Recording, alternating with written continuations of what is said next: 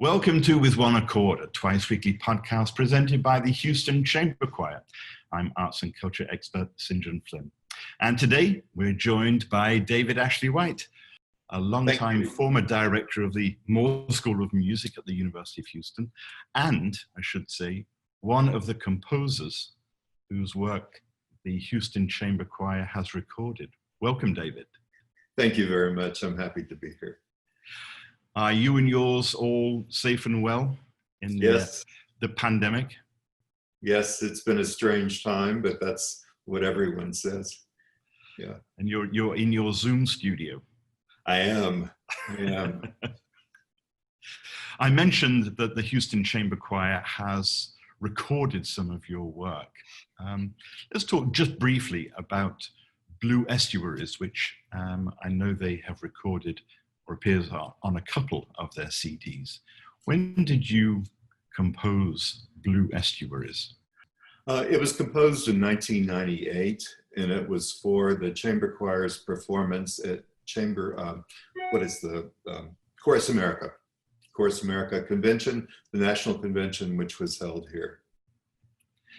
And it's the setting of poems by Louise Bogan, an American poet who was very important, especially in the first part of the century. And the book that I got them from is also called The Blue Estuaries. And what was it in general that attracted you to the poems? The lyrical nature of them. That's what I mainly look for when I'm trying to find a text, something that would sing well. And I chose 5 poems from the book for that purpose. Have you ever written a piece where you've included lyrics that you have written? No. I make that very clear. I write a lot of hymns. I've done a lot of settings of different hymn texts, and people have asked me that before, but I don't do words. You don't go there. No. Did you grow up in a musical household? Was it a house that was full of music? Yes and no. My parents both were very supportive of my work. My brother was a football player, and all throughout his years in high school, junior high school, and then when he went to college. And I was the musician who took piano lessons and who composed. And I was fortunate to have parents who didn't worry about, can you make a living being a composer? They just supported me doing my music, just like they supported my brother, who's a medical doctor. That's what he always wanted to do. And you grew up in Texas? Yes, I'm a native Texan. I grew up in South Texas, born in San Antonio. We lived in Harlingen, Brownsville, and then Alice, where I went to junior high and high school. And one of it's interesting the way things happen and the way, you are who you are because of something that happened. One Sunday morning, we were in Alice, and my mother read an article in the Corpus Christi Caller about a composer at Del Mar College, Eugene Bonelli, whose students were presenting a composition recital. And at that point, I was not doing well with my musical studies in Alice. I had a very nice piano teacher, but I was just not particularly motivated. And I was also, by that time, I was an oboist in the band in high school. But Mom said, this is who you have to work with. And she had no knowledge of him other than his students were giving a recital. So from that point on throughout high school, I went every week for piano lessons and music theory lessons and solfege, but he didn't want me to compose until I knew more about music theory. If that had not happened, if I had not had that connection, I wouldn't be where I am now. It was a very remarkable thing.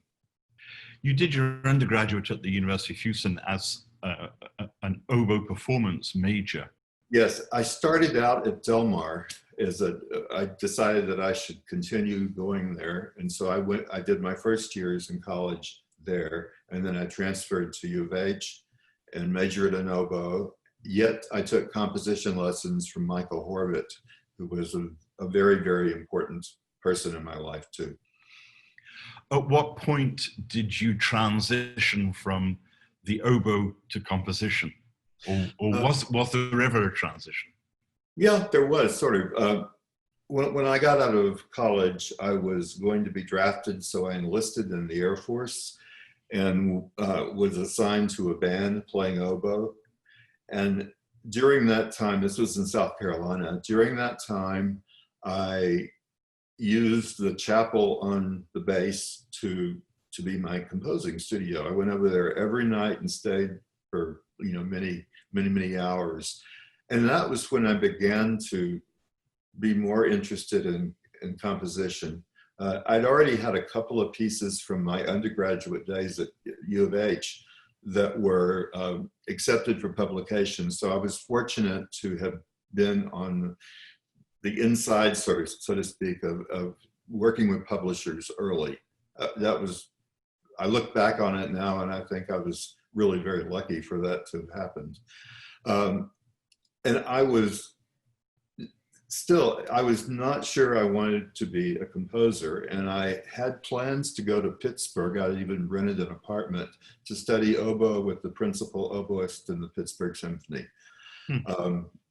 And Michael Horvath called me just as I was leaving the Air Force. This was in June of '72. He called me and asked me if I wanted to come back to U of H to begin a master's and to have the first teaching assistantship in music theory, which in a matter of hours, I decided that's what I should do. So that brought me back to Houston for my master's, and then I went to the University of Texas for my doctorate. You've written a lot of sacred music, liturgical music. Right. Is that an expression of your musical interest or your faith interest, let's say? Or is it a mixture? I guess it was a mixture, but my music is my choral music, which you're right, I've done a lot of that, is very influenced in a lot of ways by British music. And I had, during my time in the Air Force, I had friends who lived in England. And I went over quite a bit to visit them and went to services at King's College, with that great choir, St. John's College with that great choir. And, really fell in love with that whole ethos. It was remarkable. So that was really my interest in choral music started then. However, it really didn't take hold until the early 90s. And where before that, I'd done a lot of secular music, like piano trios, oboe and piano, things like that. But I gradually switched where my emphasis was on choral music. When you were growing up, what was the first music that you remember buying for yourself? It was an LP, a big thing, of Handel and Haydn, I think. It was a British recording, and I realized that there was, some music I had no idea existed, and that kind of sent me in that direction. Also, the fact that I was studying piano the whole time, the fact that I was in a band, we had a very good high school band in Alice, where that was back when transcriptions were the thing to do. So I learned a lot from that. I remember doing a singing in Messiah it was a community chorus in Alice. My dad, who did not read music, but he had a good ear, he whistled well. I'm always interested. Vaughan Williams wrote a concerto for whistler and orchestra. So I always thought. Did he really? Yeah, he did. And I always thought that was if my dad whistled, that was important, that he really had a good ear. So we sang in that production of Messiah, and that had a big influence on me. I still can never buy enough recordings of Messiah. I'm always looking for the latest one. Now, are you one of those people that believes Messiah should be sung at Christmas or at Easter? It's either one. It's one of the great works. It is. It is. Were you ever interested in non-classical music? Did you ever go out and buy albums by the Grateful Dead, for example? Well, it wasn't so much Grateful Dead, but I've forgotten all the names. But I have to admit, I have 1950s on my in my car. Mm-hmm. So, the hits of 1950s. So I grew up listening to KTSA, I think it was in San Antonio, that played all the popular songs of the day. But I have to say that back then, popular songs had real melodies and they had real words, and there was not an emphasis on, I'm not sure what some of the popular music today has an emphasis on, but it sure was good in the 50s. They were sort of like hymns in many respects, weren't they? There was a good melody and a good lyric. Yeah. And speaking of hymns, I grew up in a church that had a wonderful hymnal.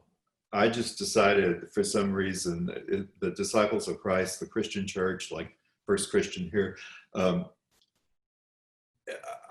I decided I did not like hymns, which is ironic considering the fact that I have 4 or 5 books of hymns now. And when I graduated from high school, there was a woman in the church named Clara Gobble, gobble, gobble like a turkey. And she gave me the denominational hymnal, which was very mainstream. And she said, with the hope that someday you will learn to love this music as you do your other music. And that was, I look back on that now, and she's been dead for a long time, but I think I wonder what Clara Gobble would say with the fact that I have a pretty good reputation as a hymn writer. But not the words, just the music. Not the words, just the music. Yeah. In your LP CD collection, what might people be surprised that you have in that collection? Well, I don't have so much actual. Well, I do have an LP of a few Judy Collins. Maybe that would, I don't know if that would be a surprise, although she's an accomplished musician, and in addition to being a great writer of songs and performer of songs. When I was in the Air Force, there was a friend who was quite a bit younger, and he sort of gave me a lot of music that he had known, and Judy Collins was one of them. And I love her to this day. I can't listen to the album Wildflowers and not have great memories of that time in my life, Judy Collins and the Air Force Band and all that. At what point did you realize that music was going to be your life in a professional sense? It was always. My brother always knew he would be a surgeon, which he is, and I always knew I would be a musician. I wasn't sure for a while that it was. I started out actually as a piano major, which was not destined for success, and I had no business thinking that. But that's what I thought I was going to do. And then I thought I was going to be a professional oboist, and that didn't happen. Although playing the oboe, I'm convinced, has affected the work that I do. The lyrical nature of the oboe is, I hope, carries over into my composition. Was that why you chose the oboe? In junior high, my band director said I was playing saxophone, and I didn't think I liked the saxophone. I love the instrument now, and I've written for it. But he told me that I should be an oboist, and I did that. Yeah. There's something about those reeds. I was a clarinetist when I was very young. Yeah. And I always wanted to play the oboe just because I love the sound of the oboe. Right. One of the really exciting things, speaking of oboe, and this was before I had really decided I would not pursue the composition route. I had friends, like I said, in England, and I went a couple of times over a couple of years and had lessons with Eugene Goossens, who was the father of the English oboist, just like Marcel Tapito is the father of the American School of Playing. And that was a real thrill to, Vaughan Williams wrote the oboe concerto for Goossens. And it's just it was a wonderful connection and wonderful thing to think on now, because that's, he was a big deal, and the connection with Vaughan Williams has always been one of my favorite composers. And how was he related to Eugene Goossens? Brothers. Yes. Eugene was a conductor. Yes, he was. Yeah. You mentioned spending time at Cambridge, King's College. Yes. Do you remember the first time that you heard the choir singing in that great space? Yes. Evensong, 1969. Yeah. Were you blown away? Yes. And that has affected my work. Mm. That, in fact, there's several people who have affected my work. Certainly it was at King's College. That was very, very important, just hearing that choir with Sir David Wilcox, whom I got to know a little bit. He came to U of H once to do something. He was conducting some choir in town, and he had an interview on the radio station, KUHF, and I had a chance to meet him, and then he invited, I was going to London just coincidentally a little bit after that, and he asked me to attend it was the B minor Mass with his big choir, the choir he conducted in London. And I sat with his daughter, and it was really thrilling. And it's sad that he's no longer here. But the question was, I've forgotten the question you asked me before. Oh, what was the experience like for you of hearing that choir in that chapel? It was wonderful. And that was one of that choir, and also sometimes even more so St. John's College. Or is it St. John's College? It should be. But they might ask me for money. That was Mr. Guest, who was the conductor of that. It's just sounds that I'd never heard before. That very typical English cathedral sound. Mm-hmm. And then that carried over when I came home and began working with different people.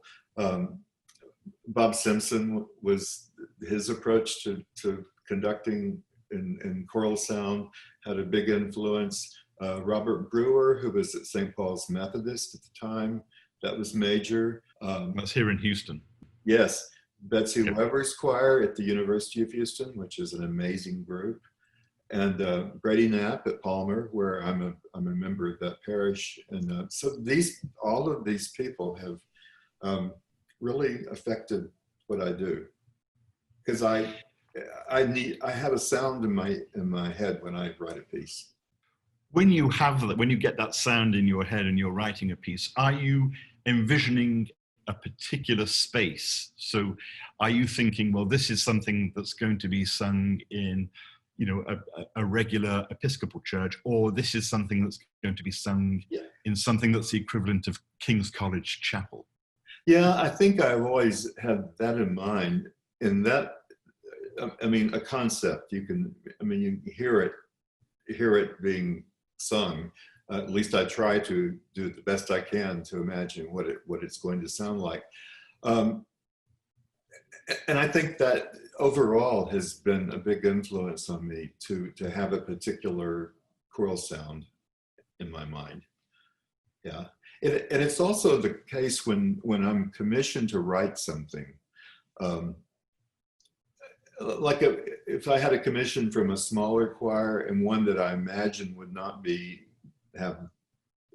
not necessarily a smaller choir, but a less professional or a more volunteer type of choir, I would not compose something that would be so difficult that they couldn't do it well. I mean, I gauge what I'm doing by the group or the person I'm writing for. Have you done much choral conducting? No, I'm not a conductor.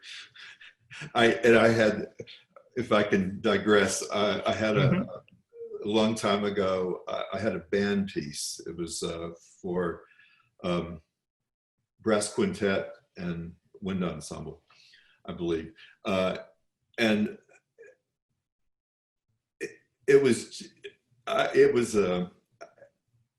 I'm trying to think how to describe this. I knew that I was going to be, well, let me backtrack a little bit.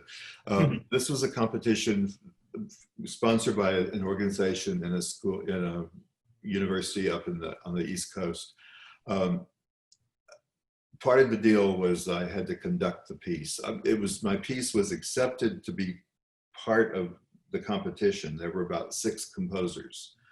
And I had to conduct the piece, and I went to our wind ensemble conductor at school and said, will you help me? Because the middle movement especially had a lot of changing meters. It was difficult. And somehow he taught me enough in one session, which was kind of ridiculous in the first place, one session. I was able to conduct the piece, more or less. I think it was a good enough group where they kind of carried me along. But I never imagined I would have to conduct. And then the awkward thing was my teacher at the time at the University of Texas was one of the other contestants. And there was another contestant who was a very established composer on the West Coast. She taught at one of the California university system. And my piece won. And it was just, I mean, the whole situation was it was exciting, and it was also kind of ludicrous that I was up there conducting, not knowing what I was really doing. Well, that's obviously, that's the way forward. You should conduct all of your music, and then you'd win all the time. No, it was just lucky.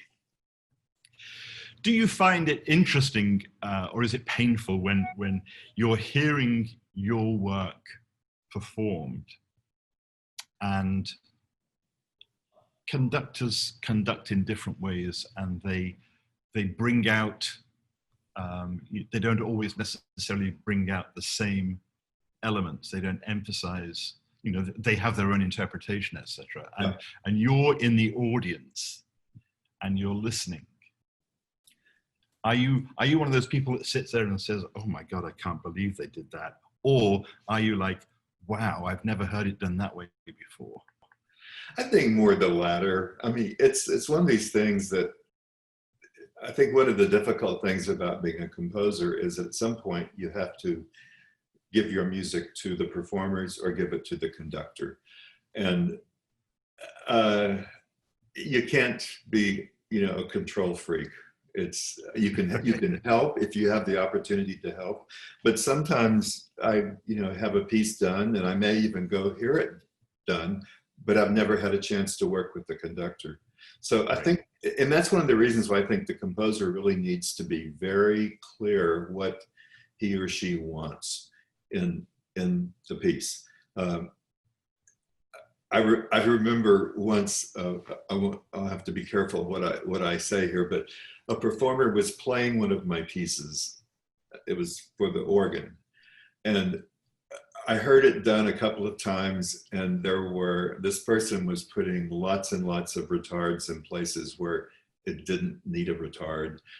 And so, and this was before the point I realized that you really can't, control everything. You just have to give it. Yeah. But in this case, I wrote in, there was one place in particular where the performer was putting in a lot of retard. So I went back and got the score and I wrote no retard here in the, but then I realized that you just have to, you can't control it all. Do you have a stack of papers in your study that is texts that you've come across over time that you see it and you think, I want to set that to music one day? I do, and I would not be able to tell you right now what's all in that stack, but I do. One very beautiful prayer that I heard spoken at when the St. Paul's Choir was in Edinburgh, Scotland, for a residency about probably 4 or 5 years ago now. I love the text. I got it from the priest who read it at the service, and I cannot find it now. I don't know where it is, but I do try to keep track of texts that I like, or I have I'll put down ideas for a piece sometimes that I actually do, and sometimes I don't, and sometimes I lose what I had written down. But I'm always writing down things. If I have an idea for a hymn tune, I'll write it down and hope that I can find it next week. Do you often listen to your own music? Yes, I do. Especially, I have a new recording that's just came out at the end of December of, it's interesting to me because it's music written from the early 80s to the early 90s. And it's mostly chamber music, solo piano, song cycles.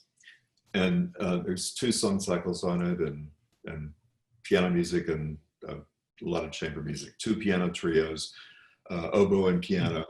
And I wanted all that together, and I enjoy listening to it because the performances are so great, just wonderful. The CD is Gathering the Lost Garden, which is the last phrase of the song cycle, and it's for mezzo-soprano. My wonderful colleague Melanie Sonnenberg was the performer there. Clarinet, Michael Webster played from Rice, and Timothy Hester, Tim has always been my pianist. I mean, everything I write for that involves piano, he's in it. He's one of those people that can play anything. Yeah, he can. How has the music that you write, how has it changed? How has it developed over time? I think it's probably more conservative, more lyrical, even though my music I've attempted to write lyrical music. And I attribute a lot of that to playing the oboe, because that's what I think about as an oboist. It's the most important instrument in the orchestra. And well, it is for tuning. And I really think that. No, but it's yeah. What are you working on at the moment? I'm working on a very simple choral piece. I have to admit that the recent time has been difficult I just haven't been drawn to doing a lot of composing, and I've got to get back to it. Yeah. Has the lockdown made you creative in other ways?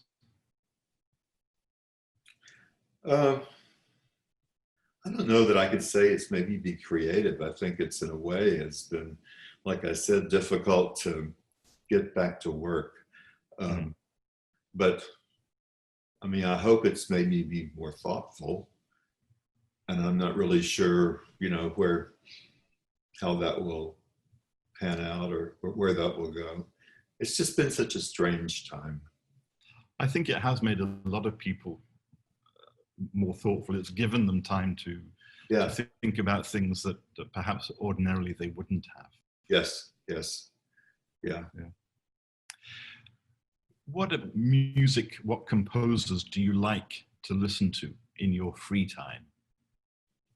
The person who I think was the great composer of the 20th century, Benjamin Britten. Really? Oh, yeah.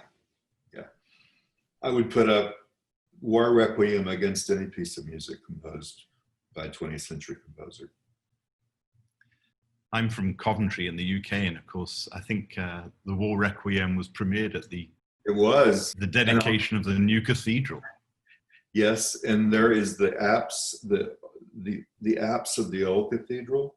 Yes. And it says, "Father, forgive." Right. And I think it may have been the year I was born. I'm not sure that the 63 cathedral was consecrated in 1962 or 63. Yeah. Britten has such a breadth. I mean, he writes choral music, opera. Do you like him across the board? Yeah, I do. Everybody can have important composers. Everybody can have opinions. I think he was the composer of the 20th century, without any question.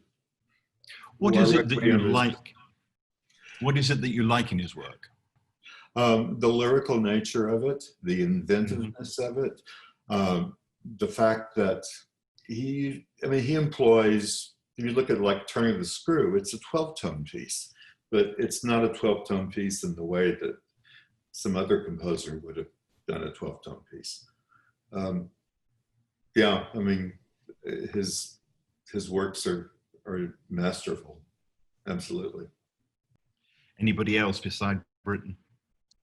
I really liked the Bernsteins Mass, and I've been teaching a class that's kind of a hybrid music appreciation, music theory, and I've used the Mass as the first piece to introduce to the class the last 3 semesters I've done it,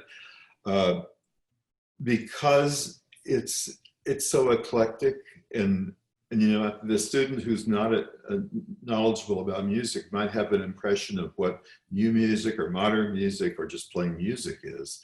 And the fact that Bernstein combines everything, that was one of the things he did well, among many. But I had a wonderful experience with that piece. When I was in the Air Force, my last year, I was stationed in Virginia. And in the spring, the piece was premiered in the first performances were in the fall of '71. And then the premiere thing was reprised in spring of '72. Mm-hmm. And I went up to see that performance. And it's something I will never forget, because that's when Bernstein accompanied Jacqueline Kennedy to the performance. And I can still see them walking across the Kennedy Center. It was amazing. Yeah. And the work is so great. It covers every kind of writing: popular music, rock music, folk music, serious choral music, it's everything, but it's exciting. And the performance that I'll play for the class is one that was done in Royal Albert as part of the proms. And Royal Albert Hall. Yeah, and it was just amazing to sit there and look at this wonderful space. Yeah. Have you ever done a setting of the Mass? I started one. Mm-hmm. I haven't gotten very far with it. And it's going to be eclectic. It's not going to be something where everything would be in the same style or whatever. Mm-hmm. Some of the text will be covered with hymns. There will be some choral music. But I haven't. It's sitting in my stack of things to do. and I'll get to it. It'll have that Bernstein element to it. Well, I don't think anybody can match Bernstein there, but yeah, I mean, there are some settings that are simpler that are, some of the British composers earlier in the century I've seen. So anyway, that's a project to do. What else is on your bucket? I was going to say bucket list, but that makes it sound like you're about to drop dead, and I don't mean that at all. But I mean, in terms of yourself as a composer, as a creative person, what is there still that you have a burning desire to do? Well, I guess the working on the mass would be there. Sometimes I get a text that I didn't expect to get or didn't expect to find, and I'm always looking for new things. So that's sort of, in a way, it's difficult to answer because something will appear that will really attract me to it, and I'll get to work on it. It'll just drop into your lap. Yeah. Mm-hmm. Yeah. Have you ever been in that situation where you've been desperately looking for a text and have been hunting high and low to find something? Sure. And you can't find, you can't find what you're looking for. Yeah. But in that case, I'll go to, I'm always looking at books of poetry. In fact, I was even thinking a few months ago about doing some simple choral music that could be done by a virtual choir. And one of my students from a couple of years ago has had great success with doing virtual choirs even before there was a need to do virtual choirs. And it's sort of amazing what, you get all these people all over the world to participate in the performance. But I was thinking about doing that, something that maybe even just like two-part choral work that would be easy for amateurs to put together. So that's something that I thought about it, and then I haven't thought about it in the last month or so. But. So let me ask you before we wrap up. We've talked about you as an oboist, as a composer. Do you sing? I love to sing, and everything I compose, I sing. I would not want it to be publicly heard, but I sing everything. And that's part of, I think if you're going to write for choral music, you need to have some idea about how it would be done. Mm-hmm. I might not want to hear a choir of voices like me, but I've sung in choirs in my, over the years, not recently, but one of the great thrills for me was for about 4 years singing. I was sort of between churches, and I was singing in St. Paul's choir when Bob Brewer was there, and that was a incredible experience. And I really learned a lot about repertory, and I learned a lot about choral sound when I was sitting there. And it was really great because there were several times when, like on Saturday night, I would get in touch with Bob, and this happened several times. Say, I have this piece, it's new, and it would be done really quickly. There were even a couple of times where it was done the next day. Oh, really? Yeah. It wasn't a difficult piece, but yeah. And I think that's an important connection for the composer to have, is working in some way with the performers.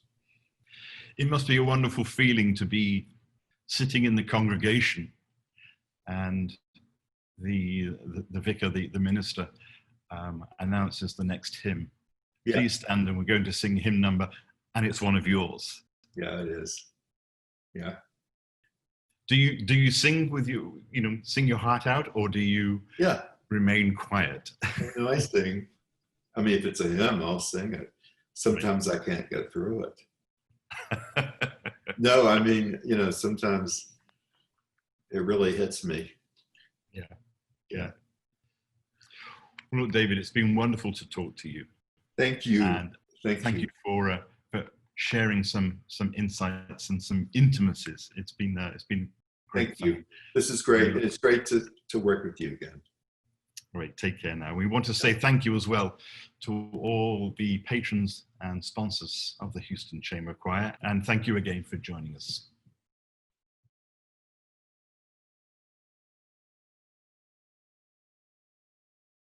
Houston Chamber Choirs with One Accord is your one-stop shop to choral joy.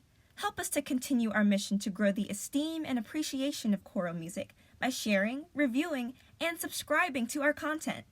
Visit us at houstonchamberchoir.org.